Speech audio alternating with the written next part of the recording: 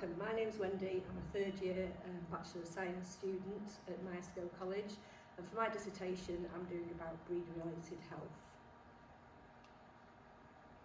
So the genetic history of dogs, we've got a phylogenetic tree, a family tree of where dogs come from related to the grey wolf and foxes, for example, and on the other side we have a family tree of all the different breeds of dogs and how they've come about by mixing one particular breed with another.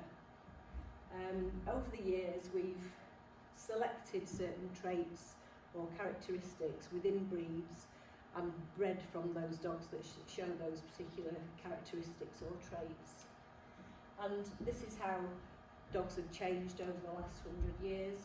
So we've got here an English Bull Terrier that you can see looks quite different to the one some time ago.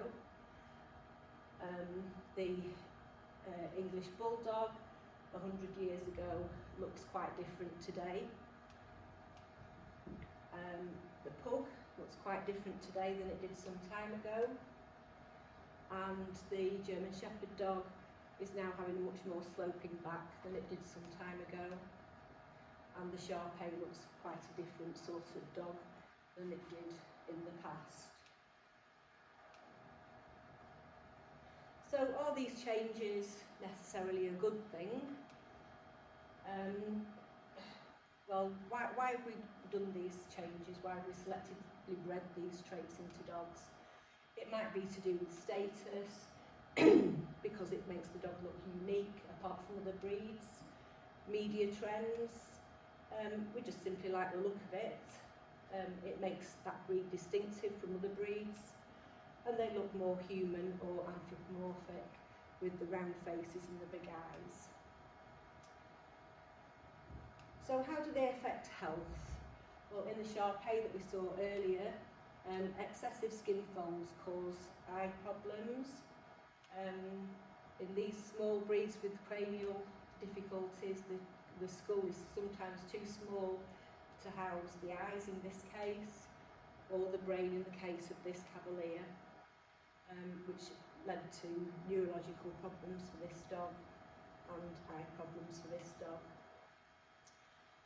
Flat-faced breeds, otherwise known as brachycephalic breeds, such as this Pug here, and again the English Bulldog.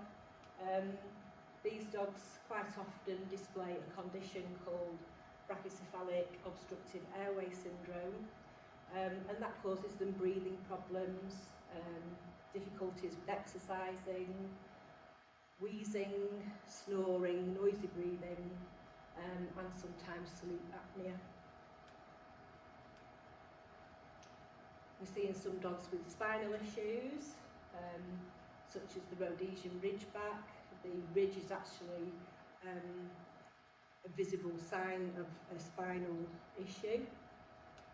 And the German Shepherd dog, which is being bred to have a much more sloping back, and in fact isn't being used so much these days as a working dog because of the spinal issues and joint issues that the dog has.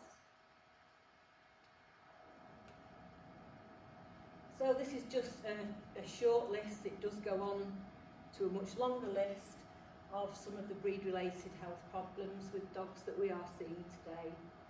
So we have things like the brachycephalic obstructive airway syndrome that we've talked about, some joint and musculoskeletal issues such as hip dysplasia, luxating patella, heart problems, diabetes, epilepsy, neurological issues, lots of skin issues with excessive folds of skin and things like that. So what does the future look like for breeds of dog? Here we have a dog that is born with dwarfism, and it looks quite cute and it's going to look like a puppy forever. Do we breed from that dog and perpetuate that malformation, if you like? Teacup dogs, bred from the small and weaker dogs in the litter. Here we have a dog with hydrocephalus, and this dog with spinal deformities.